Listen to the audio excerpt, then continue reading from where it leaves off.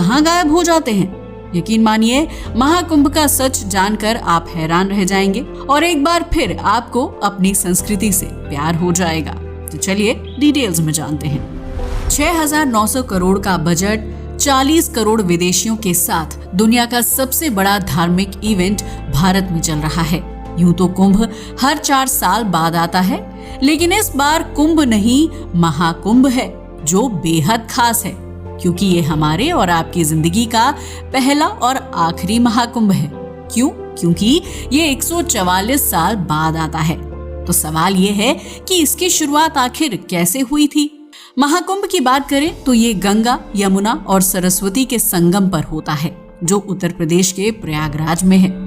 मगर अफसोस, कलयुग में यहाँ गंगा और यमुना ही दिखाई देती है, क्योंकि सरस्वती कलयुग में कहीं अदृश्य हो गई है।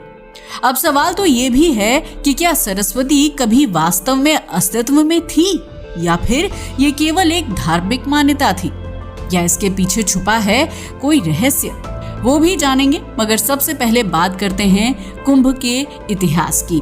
प्राचीन भारतीय ग्रंथों में कुंभ का कहीं स्पष्ट उल्लेख नहीं मिलता, लेकिन फिर भी ये भारत का सबसे बड़ा तीर्थ माना जाता है।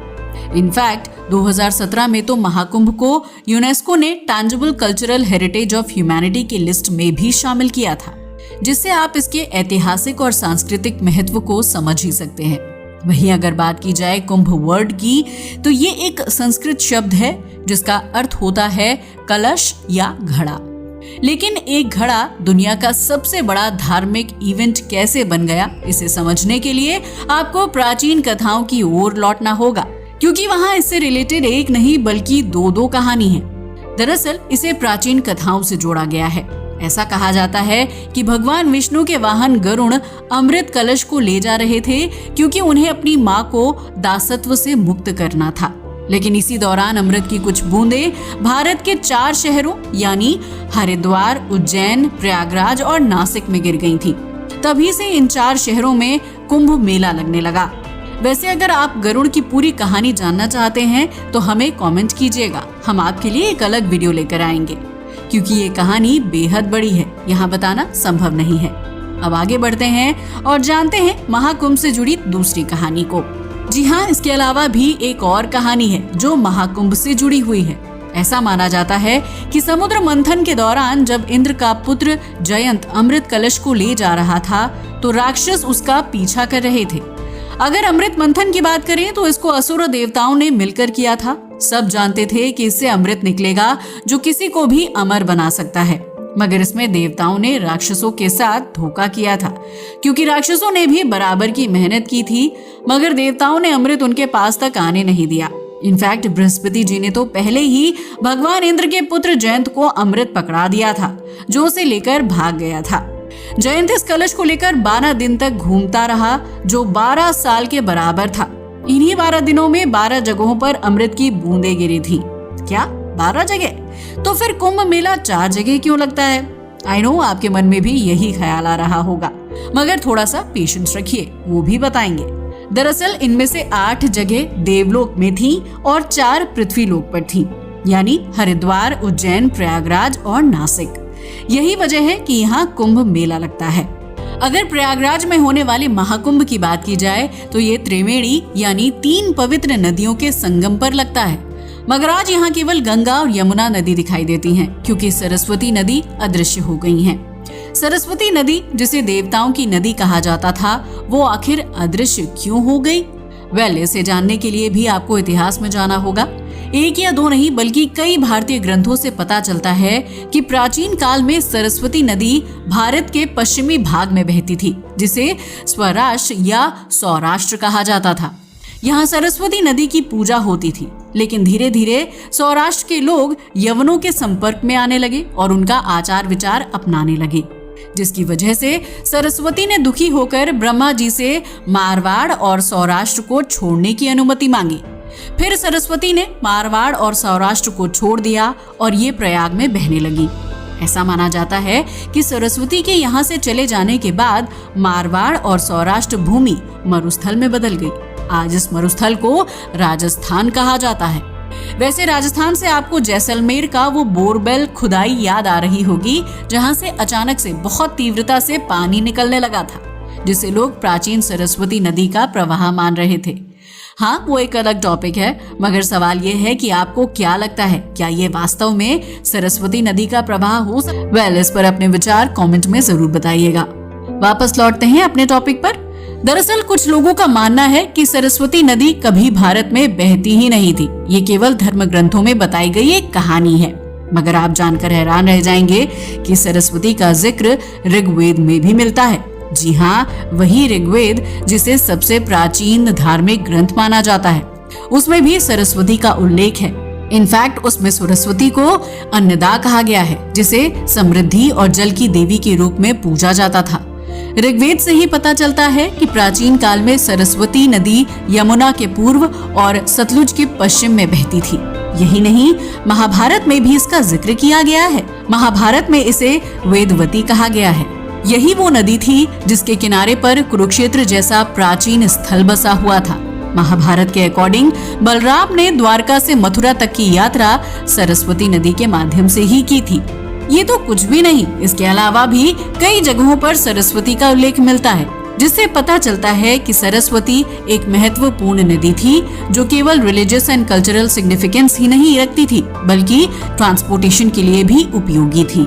प्राचीन काल में सरस्वती के अलावा दृष्टवती नदी का भी उल्लेख मिलता है।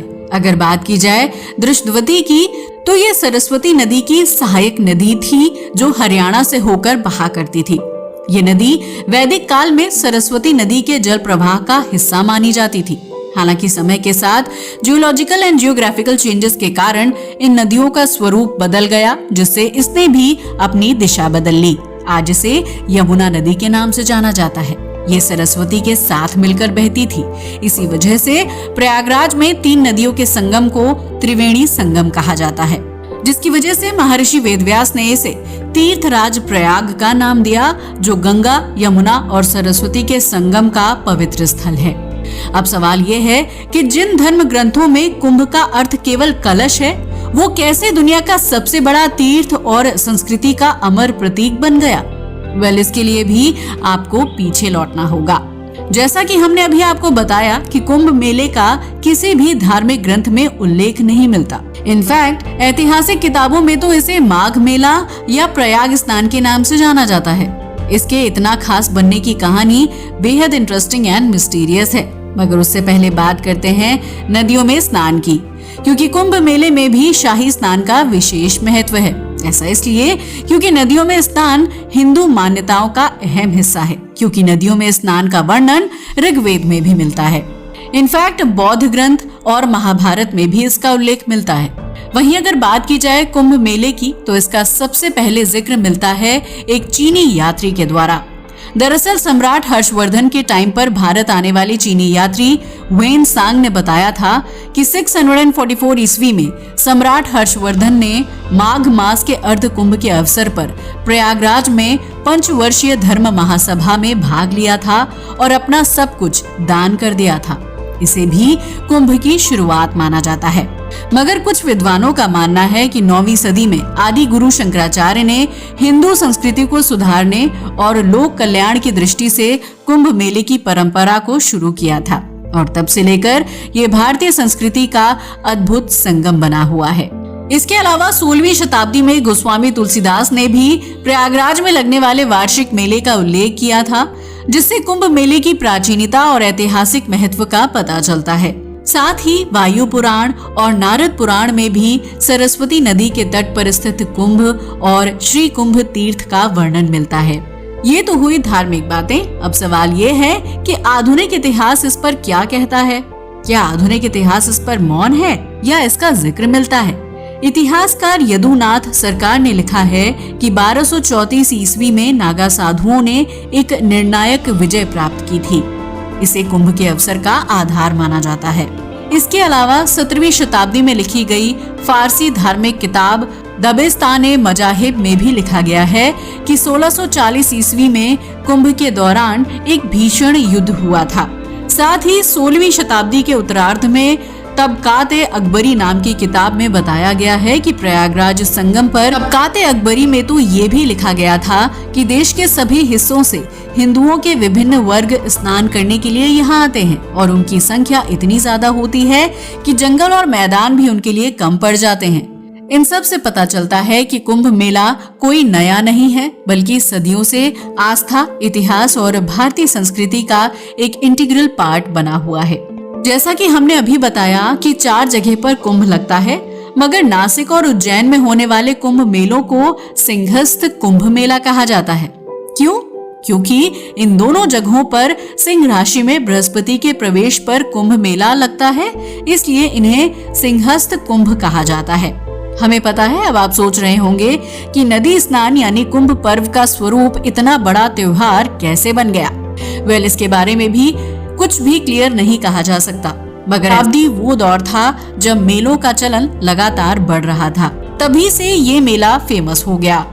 हालांकि वैसे तो महाकुंभ में इतनी भीड़ जमा होती है, लेकिन यहाँ पर स्नान का क्रम बिल्कुल स्पष्ट होता है, जिसका अंदाजा आप इस बात से लगा सकते हैं कि यहाँ सबसे पहले नागा साधु स्नान करते हैं, फिर संत समाज और उसके बाद गृहस्थ लोग संगम में स्नान करते हैं।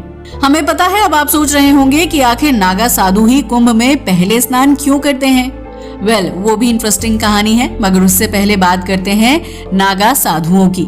नागा साधुओं की बात की जाए तो ये भारत की स्पिरिचुअलिटी एंड कल्चर का एक मिस्टीरियस एंड इंटरेस्टिंग एस्पेक्ट है, क्योंकि नागा साधुओं के बारे में जानना हमारे एंशिएंट ट्रेडिशन एंड स्पिरिचुअलिटी को समझने के लिए बेहद जरूरी है, क्योंकि ये ऐसे साधु होते हैं जो अपना और अपने परिवार का पिंडदान खुद करते हैं। मगर सबसे ज्यादा हैरानी की बात तो ये है कि आम दिनों में ये कहाँ रहते हैं, क्या करते हैं, ये कोई नहीं जानता। मगर कुंभ के शाही स्नान में ये अचानक ही आ जाते हैं, या फिर यूं कहें कि कुंभ में स्नान करना ही उनके जीवन का एकमात्र लक्ष्य है। नागा साधुओं की बात की जाए तो ये सदियों से भारतीय संस्कृति और धर्म की रक्षा करते आए हैं। 14 से 16वीं सदी में जब मुगल आक्रमणकारी भारत की संस्कृति और धर्म पर हमला कर रहे थे, उस समय नागा साधु ने ही धर्म और संस्कृति की रक्षा में अपनी भूमिका निभाई थी, क्योंकि ये साधु केवल शास्त्र ही नहीं बल्कि शस्त्र विद्या में भी निपुण थे और धर्म की रक्षा के लिए इन्होंने अपना जीवन तक न्योछावर कर दिया था। 18वीं शताब्दी में जब अहमद शाह अब्दाली ने भारत पर आक्रमण किया था, तब भी नागा साधु सामने आए थे। असल में ये बात है उस दौर की जब अब्दाली इंटरेस्टिंग एस्पेक्ट हैं, क्योंकि नागा साधुओं के बारे में जानना हमारे एंशिएंट ट्रेडिशन एंड स्पिरिचुअलिटी को समझने के लिए बेहद जरूरी है, क्योंकि ये ऐसे साधु होते हैं जो अपना और अपने परिवार का पिंडदान खुद करते हैं। मगर सबसे ज्यादा हैरानी की बात तो ये है कि आम दिनों में ये कहाँ रहते हैं, क्या करते हैं, ये कोई नहीं जानता। मगर कुंभ के शाही स्नान में ये अचानक ही आ जाते हैं, या फिर यूं कहें कि कुंभ में स्नान करना ही उनके जीवन का एकमात्र लक्ष्य है। नागा साधुओं की बात की जाए तो ये सदियों से भारतीय संस्कृति और धर्म की रक्षा करते आए हैं। 14 से 16वीं सदी में जब मुगल आक्रमणकारी भारत की संस्कृति और धर्म पर हमला कर रहे थे, उस समय नागा साधु ने ही धर्म और संस्कृति की रक्षा में अपनी भूमिका निभाई थी, क्योंकि ये साधु केवल शास्त्र ही नहीं बल्कि शस्त्र विद्या में भी निपुण थे और धर्म की रक्षा के लिए इन्होंने अपना जीवन तक न्योछावर कर दिया था। 18वीं शताब्दी में जब अहमद शाह अब्दाली ने भारत पर आक्रमण किया था, तब भी नागा साधु सामने आए थे। असल में ये बात है उस दौर की जब अब्दाली अफगानिस्तान का शासक बना था। शासक बनते ही इसने भारत को कई बार लूटा, मगर उसका सबसे बड़ा आक्रमण हुआ था 1757 में, क्योंकि उस वक्त उसने दिल्ली पर कब्जा कर लिया और 1 महीने तक लूटपाट मचाई थी। पूरी दिल्ली तहस नहस हो गई थी और इस आक्रमण का असर केवल दिल्ली तक नहीं था बल्कि मथुरा, वृंदावन और गोकुल जैसे पवित्र स्थलों पर भी पड़ने लगा था। अब उन पवित्र स्थलों को भी अब्दाली की क्रूरता का सामना करना पड़ा, मगर तभी कुछ ऐसा हुआ जिसके बारे में अब्दाली ने सोचा भी नहीं था। दरअसल उस समय नागा साधुओं ने न केवल इन रिलीजियस प्लेसेस की रक्षा की बल्कि रिलीजन एंड कल्चर की जड़ों को भी स्ट्रॉन्ग बनाया। इनफैक्ट विदेशी आक्रमणों की स्थिति में स्थानीय राजा महाराजा तो नागा साधुओं से मदद भी लिया करते थे। यही नहीं, इतिहास में कई जगह ऐसा उल्लेख मिलता है कि 40,000 से ज्यादा नागा योद्धाओं ने अपनी वीरता का परिचय दिया। जब आक्रमणकारी मथुरा, वृंदावन और गोकुल पर हमला करने की कोशिश कर रहे थे तो नागा साधु ने अब्दाली के खिलाफ युद्ध किया था और गोकुल की रक्षा की थी। इसी सहयोग को सम्मान देने के लिए हिंदू शासकों ने धर्म और राष्ट्र की जिम्मेदारी नागा साधुओं को सौंप दी और इसी समझौते के तहत नागा साधुओं को सम्मान देने के लिए शाही स्नान की परंपरा शुरू की गई। तब से लेकर आज तक कुंभ के पवित्र स्नान का पहला अधिकार हमेशा नागा साधुओं को दिया गया है। वैसे नागा साधु एक विशेष सैन्य पंथ का हिस्सा होते हैं, तभी तो उनके पास त्रिशूल, तलवार और चिलम जैसी वस्तुएं होती हैं, जो उनके सैन्य पंथ और परंपरा को दर्शाती हैं। यही नहीं, नागा साधु तो अपने आप में एक चलती फिरती सेना की तरह होती है, जो भगवान शिव के प्रति अनकंडीशनल डिवोशन एंड डेडिकेशन रखते हैं। वैसे एक बात तो है, नॉर्मली जब हम नागा साधु के बारे में ही सोचते हैं तो केवल पुरुष नागा साधु हमारे जहन में आते हैं, मगर महिला नागा साधु भी होती हैं। और अगर आप पुरुष और महिला नागा साधु के बारे में जानना चाहते हैं तो हमें कमेंट कीजिएगा, हम आपके लिए एक सेपरेट वीडियो जरूर लेकर आएंगे, क्योंकि ये हमारी संस्कृति का एक ऐसा हिस्सा है जो सबसे ज्यादा रहस्यमयी है। ये तो हुई नागा साधुओं की बात। चलिए वापस लौटते हैं महाकुंभ पर। कुंभ की बात करें तो कुंभ मेले कई तरह के होते हैं, जिसमें सबसे पहले आता है महाकुंभ मेला।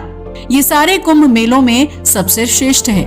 इसकी सबसे बड़ी खासियत ये है कि ये मेला 2 शताब्दियों में केवल एक बार होता है, यानी महाकुंभ का आयोजन 144 साल बाद प्रयागराज में किया जाता है।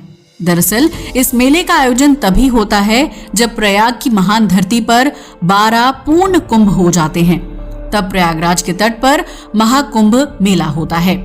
2025 में यही महाकुंभ आयोजित हो रहा है। दूसरे नंबर पर आता है पूर्ण कुंभ मेला। पूर्ण कुंभ मेला हर 12 साल में एक बार होता है। ये भारत की 4 पवित्र जगह यानी प्रयागराज, हरिद्वार, नासिक और उज्जैन में मनाया जाता है। हर 12 साल के अंतराल पर इन चारों जगहों पर कुंभ मेला लगता है। यहाँ पर भी श्रद्धालु पवित्र नदियों में स्नान करने आते हैं। तीसरे नंबर पर आता है अर्ध कुंभ मेला। अर्ध कुंभ मेला हर 6 साल के बाद मनाया जाता है और इसका आयोजन केवल 2 जगह पर होता है, यानी कि ये प्रयागराज और हरिद्वार में ही होता है।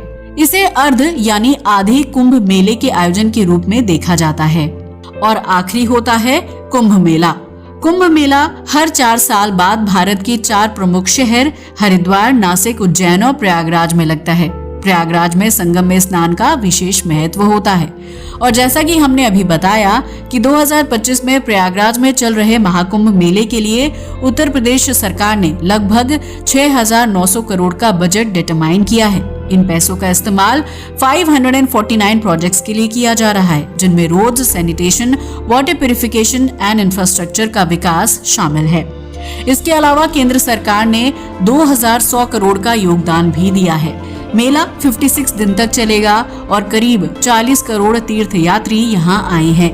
महाकुंभ के जरिए राज्य में इकोनॉमिक एक्टिविटीज से 2 लाख करोड़ तक का रेवेन्यू जनरेट होने का अनुमान है। सरकार ने इसके लिए एक बड़ा बजट रखा है, मगर सोचने वाली बात तो ये है कि इस पर खर्च करके आखिर सरकार को मिलता क्या है, तो वो भी बताएंगे। मगर सवाल ये है कि सरकार ने कुंभ मेले पर खर्च करना कब से शुरू किया था। तो बता दें कि ये आज की बात नहीं है, बल्कि ब्रिटिश शासन काल के दौरान से ही ये चलता आ रहा है। जी हाँ, आपने सही सुना, अंग्रेजों ने भी महाकुंभ पर खर्च किया था। असल में ये बात पूरी तरह से सच है कि अंग्रेजों के समय में भी कुंभ मेला लगता था और ये भारत की सांस्कृतिक और धार्मिक परंपराओं का हिस्सा था। इतिहासकारों के मुताबिक 1858 में कुंभ मेले का उल्लेख पहली बार ब्रिटिश रिकॉर्ड्स में किया गया था, जब प्रयागराज यानी तब के इलाहाबाद में मेले के दौरान क्राउड मैनेजमेंट की जरूरत पड़ी थी। ब्रिटिश अधिकारियों ने मेले के दौरान भीड़ और व्यवस्था बनाए रखने के लिए विशेष उपाय किए थे, क्योंकि इसमें लाखों की संख्या में तीर्थ यात्री शामिल होते थे। ये आयोजन अंग्रेजों के लिए भी भारत की परंपराओं और व्यवस्थाओं को समझने का एक जरिया था। ब्रिटिश काल के दौरान ही कुंभ मेले की व्यवस्थित रिपोर्टिंग और रिकॉर्ड रखना शुरू हुआ। ये अब जानते हैं 1882 से 2025 तक महाकुंभ पर सरकार ने कितना बजट खर्च किया है और इस सरकार को कितनी आय हुई है। सबसे पहले बात करते हैं 1882 की। 1882 में होने वाले महाकुंभ पर 30,228 रुपए खर्च किए गए थे, जबकि मेले से 49,840 रुपीस की आमदनी हुई थी, जिसे राजकोष में जमा किया गया था। इसके बाद आया साल 1894। इस समय भारत की जनसंख्या 23 करोड़ हो गई थी और 10 लाख श्रद्धालुओं ने इसमें हिस्सा लिया था। इस पर 69,427 रुपए खर्च हुए थे। आज के हिसाब से ये 10.5 करोड़ रुपए होते हैं। 1906 में 25 लाख लोगों ने भाग लिया था और इसमें 90,000 रुपए खर्च हुए थे। 1918 में 1,37,000 रुपयों का बजट निर्धारित किया गया था। ऐसे ही लगातार बजट बढ़ता गया। अगर बात की जाए साल 2025 की, तो जैसा कि हमने अभी बताया 6,990 लाख करोड़ रुपए का बजट है, जबकि 2014 और 2019 में हुए कुंभ मेले पर 4,200 करोड़ रुपए का बजट इकट्ठा किया गया था। महाकुंभ के महत्व की बात की जाए तो महाकुंभ का हाई रिलीजियस सिग्निफिकेंस होता है। माना जाता है कि महाकुंभ के दौरान संगम यानी गंगा, यमुना और अदृश्य सरस्वती में स्नान करने से सोल प्यूरिफिकेशन एंड सैल्वेशन मिलता है। तभी तो ये एक अवसर होता है जब लाखों लोग अपने पापों से मुक्ति पाने के लिए पवित्र नदियों में स्नान करते हैं। साथ ही मेले में स्पेशल पूजा, हवन एंड साधना प्रोग्राम्स चलते ही रहते हैं। महाकुंभ में साधु संतों की भारी उपस्थिति होती है और धार्मिक संत इस आयोजन में अपने धार्मिक संदेश देते हैं। इसके अलावा ये साधु संतों के अखाड़े के लिए भी फेमस है। दरअसल महाकुंभ में साधु संतों के वेरियस एरेनाज शामिल होते हैं, जिनकी झांकियां भी बहुत हर 144 साल में महाकुंभ मेला लगता है, वो भी तब जब स्पेशल रिलीजियस कोइंसिडेंस होते हैं। एक्चुअल में ऐसा माना जाता है कि महाकुंभ के दौरान संगम पर एक special astrological and date effect होता है, जिससे ये मेला मोर इम्पोर्टेंट एंड बेनिफिशियल माना जाता है। मगर चाहे जो भी हो, महाकुंभ केवल एक रिलीजियस इवेंट नहीं है, बल्कि इंडियन कल्चर एंड ट्रेडिशन का एक अभिन्न हिस्सा भी है। ये एक ऐसा अवसर होता है जब लोग अपनी फेथ एंड बिलीफ के साथ एकजुट होते हैं। 2025 में भी महाकुंभ चल रहा है। वैसे तो बहुत सारे कारण हैं जिसके लिए ये खास है, मगर एक ऐसा रीजन है जिसने इसे और भी खास बना दिया है, और वो है किन्नर अखाड़ा।